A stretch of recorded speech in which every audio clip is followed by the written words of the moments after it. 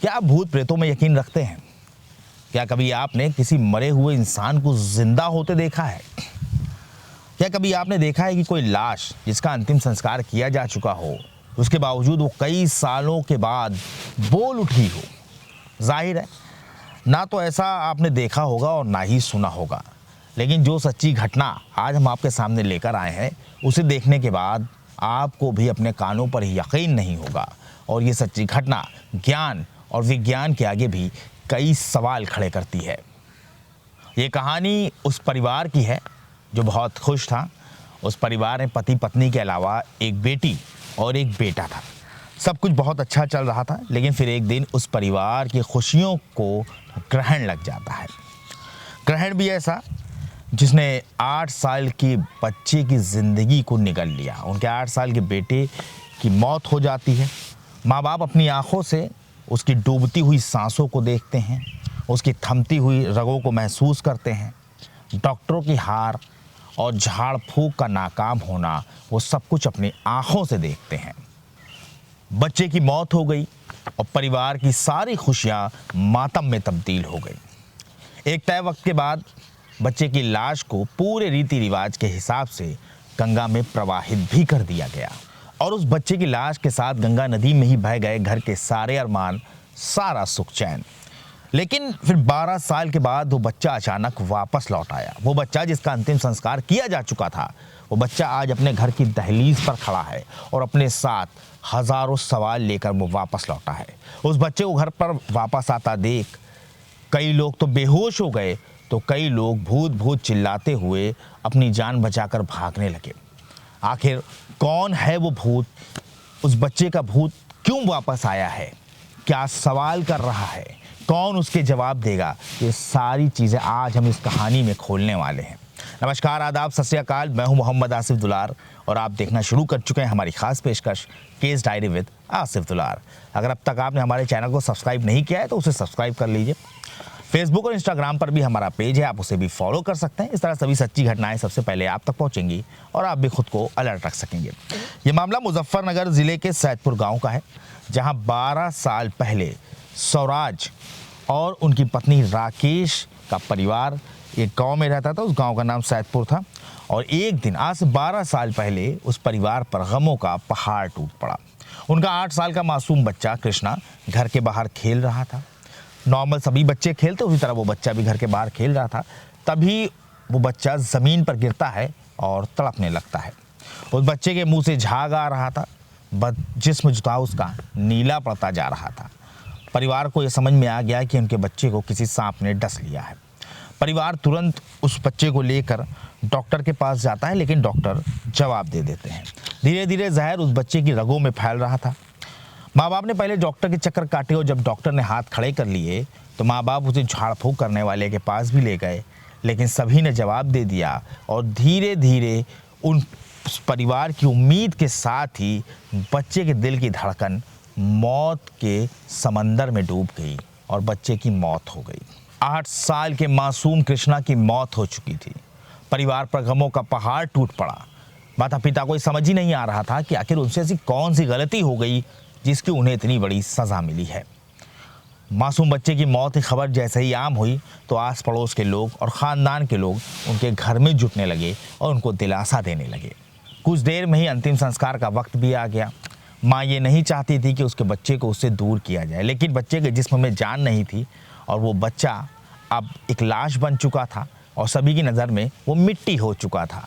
लिहाजा परिवार और ख़ानदान के समझाने पर आखिरकार माँ ने अपने जिगर के टुकड़े को खुद से अलग किया और सभी लोग उस बच्चे को ले गए और पूरे हिंदू रीति रिवाज के हिसाब से कृष्णा की लाश को गंगा नदी में प्रवाहित कर दिया गया। माता पिता पर गमों का पहाड़ टूटा था। वो माँ चीख रही थी, चिल्ला रही थी, लेकिन उसके गम को, उसकी तकलीफ़ को कम करने वाला कोई नहीं था। वो कहते हैं ना कि वक्त बहुत बड़ा मरहम होता है। धीरे धीरे कई साल गुजर गए। जैसे जैसे वक्त गुजरा, धीरे धीरे लोगों के जहनों से कृष्णा की मौत, उसका खेल, उसकी मासूमियत धीरे धीरे वो गायब होने लगी। माँ बाप का भी गम थोड़ा हल्का हो गया। गम था मगर थोड़ा कम हो गया, क्योंकि वक्त के साथ ही चीज़ें भूल जाते हैं लोग।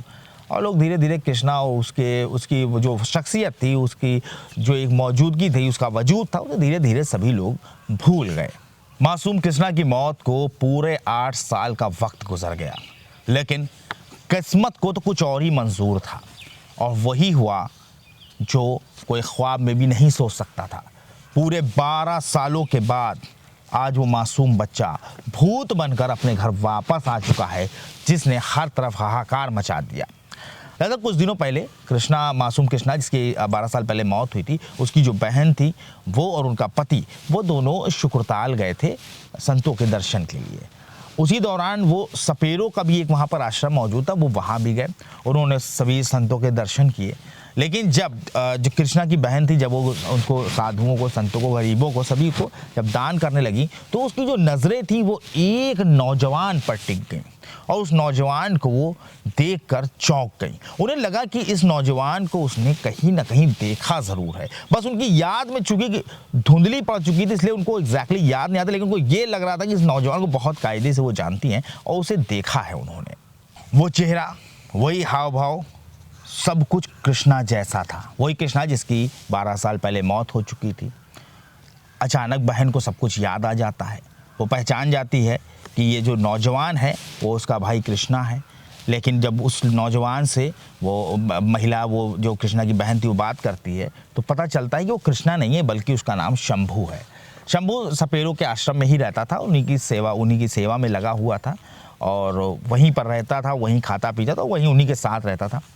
लिहाजा ये क्लियर हो गया कि भाई कृष्णा और शंभू में कोई रिश्ता नहीं है, महज ये एक इत्तेफाक है कि शंभू की जो शक्ल है वो कृष्णा से मैच कर रही थी। लेकिन वो जो कृष्णा की बहन थी, वो ये बात मानने को तैयार नहीं होती। लड़की को शक होने लगता है, लिहाजा उस लड़की ने संतों से इसके बारे में पूछताछ शुरू की, लेकिन संतों ने कुछ भी बताने से इनकार कर दिया। या ये भी हो सकता है जिन संतों से उसने बात की, उन संतों को एक्चुअल में कृष्णा के बारे में कुछ पता ही ना हो, या शंभू के बारे में कुछ पता ही ना हो, तो उन सभी ने उसके बारे में इनकार कर दिया। लेकिन बार बार लड़की के रिक्वेस्ट करने पर एक संत ने, जो बहुत बुजुर्ग थे, उस संत ने जो कहानी सुनाई, जो शंभू की असलियत बताई, उसे सुनकर सभी के पैरों तले ज़मीन खिसक गई, और यकीनन आप भी उस सच्चाई को जानकर चौंक जाएंगे। तभी एक संत ने बताया कि वो अपने शिष्यों के साथ जब गंगा नदी के किनारे भ्रमण कर रहे थे जड़ी बूटियों के लिए, उसी दौरान उनकी नज़र गंगा नदी की तेज धारा में बहती हुई एक लाश पर पड़ी। वो लाश कुछ दूर बही और फिर वो जाकर अचानक पत्थरों में फंस गई। जब वो लाश पत्थरों में फंसी तो साधु ने सोचा, संत ने सोचा कि जो है, हम क्यों ना इस लाश को जाकर पत्थरों से छुड़ा दे, ताकि ये गंगा नदी की तेज धारा में प्रवाहित हो जाए। तो उन्होंने अपने एक शिष्य को भेजा कि भाई जाओ और वो उस लाश को उस पत्थरों से अलग कर दो, ताकि वो बहकर धारा में निकल जाए, वरना यहाँ एक जगह ठहरी रहेगी तो हो सकता है उसे मोक्ष ना मिले। वो लाश एक बच्चे की थी। वो संत का जो शिष्य था वो आगे बढ़ते हैं और वो उस बच्चे की लाश को उन पत्थरों से छुड़ाने की कोशिश करते हैं, लेकिन जैसे ही पत्थरों छुड़ाते हैं तो एक अचानक उन्हें कुछ आभास होता है, और वो आभास था कि उन्हें लगता है कि जिस बच्चे की लाश को वो पत्थरों से छुड़ाने गए थे, जो कफन में लिपटा हुआ था, शायद वो जिंदा है। इस बारे में उन्होंने तुरंत अपने उनके जो होते संत, जो मेन संत थे, उनको बताया। फिर संत ने जाकर उस चीज़ को, उस बच्चे की लाश को चेक किया, तो उन्हें भी आभास हुआ कि बच्चा अभी जिंदा है। तो उन्होंने उस लाश को पानी से बाहर निकाल लिया। पानी से बाहर निकालने के बाद उन्होंने अपने तरीके से उसको चेक किया, तो उसमें अभी भी कुछ ज़िंदगी बाकी थी। संत ने उसे लाश को बाहर निकाला, उसे कफन से बाहर निकाला, और उसके बाद जड़ी बूटियों से उसका इलाज शुरू किया। कई दिनों के इलाज के बाद आखिरकार कफन में लिपटा हुआ वो 8 साल का कृष्णा, जिसे उसके माता पिता ने मरा हुआ समझकर नदी में प्रवाहित कर दिया था, वो ही कृष्णा कुछ महीनों के इलाज के बाद बोल उठा। लेकिन सांप के जहर की वजह से उसकी जो याददाश्त थी वो धुंधली पड़ चुकी थी, वो अपनी पुरानी याददाश्त भूल चुका था, उसे कुछ याद नहीं था। लिहाजा संतों ने ही उसे अपने पास रख लिया, और संतों ने उसे उसका नाम जो था शंभू रख दिया। यह कहानी सुनने के बाद उस महिला और उसके पति के पैरों तले ज़मीन खिसक गई। वो तुरंत आश्रम से बाहर निकलते हैं और सीधे वो महिला अपनी माँ के पास पहुँचती है, उसे जाके पूरा वाकया बताती है। बेटी की बात सुनकर माता पिता को भी अपने कानों पर यकीन नहीं होता, क्योंकि जाहिर सी बात है, जिसका अंतिम संस्कार हो चुका हो, 12 साल से जिसका कोई पता ठिकाना ना हो और अंतिम संस्कार हो चुका हो, जो बच्चा मर चुका हो, वापस कैसे आ सकता है? यही सवाल माता पिता के भी जहन में था। तो माता पिता बेटी के बार बार कहने पर वो आखिरकार आश्रम के लिए चल देते। जब वो आश्रम के लिए चलते हैं तो उनके साथ कई लोग और भी चल देते। वो सभी आश्रम पहुंचते हैं। वहाँ पर शंभू नाम के उस नौजवान से उनकी मुलाकात होती है। शंभू को कुछ याद नहीं था। माँ उसका हाथ पकड़ लेती है और उससे कहती है कि बेटा तुमने मुझे पहचाना। इस पर शंभू कहता है कि मैं आपको नहीं पहचानता माता जी। वो कहती है कि तुम मेरे बेटे कृष्णा हो। शंभू इस बात से इनकार कर देता है। दोनों में काफ़ी देर जद्दोजहद चलती है और रोती ही माँ उस बच्चे को अपने सीने से लगा लेती है, लेकिन शंभू उन्हें झटक देता है। काफ़ी देर तक यही मामला चलता रहता है, लेकिन संतों से वो फिर जो है काफ़ी देर रिक्वेस्ट करती हैं। उसके बाद उसके जिस्म पर, शंभू के जिस्म पर कुछ निशान देखे जाते हैं। कृष्णा के जिस्म पर कुछ खास निशान थे जिससे उसकी माँ उसको पहचान सकती थी। फिर जब शंभू के कपड़े उतरवाए जाते हैं और ये चेक किया जाता है तो वो ही निशान शंभू के जिस्म पर थे, जिससे ये साफ हो गया कि शंभू कोई और नहीं बल्कि उनका मरा हुआ बेटा, 12 साल पहले मरा हुआ बेटा कृष्णा ही है, जो जिंदा होकर वापस लौट आया है। शंभू और कृष्णा के बीच फंसी हुई इस कश्मकश को देखकर वहां मौजूद कई लोग तो बेहोश हो गए और कई लोग भूत भूत चिल्लाकर अपनी जान बचाकर वहां से भागने लगे।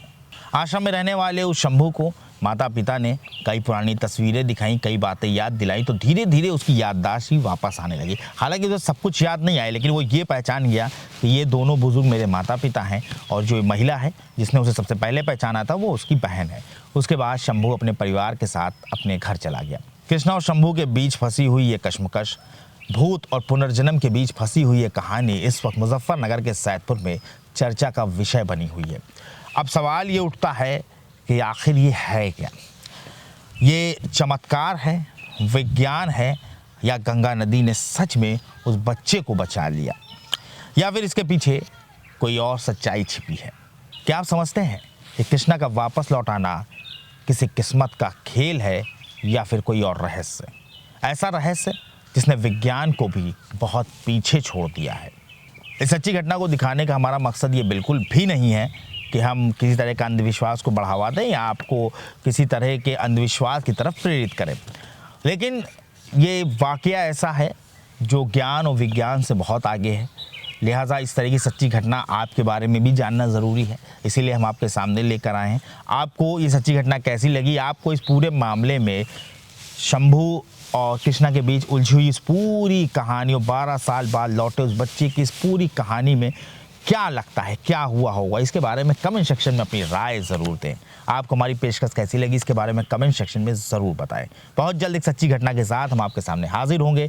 तब तक के लिए हमारी पूरी टीम को इजाज़त दीजिए और अपना ख्याल रखिए।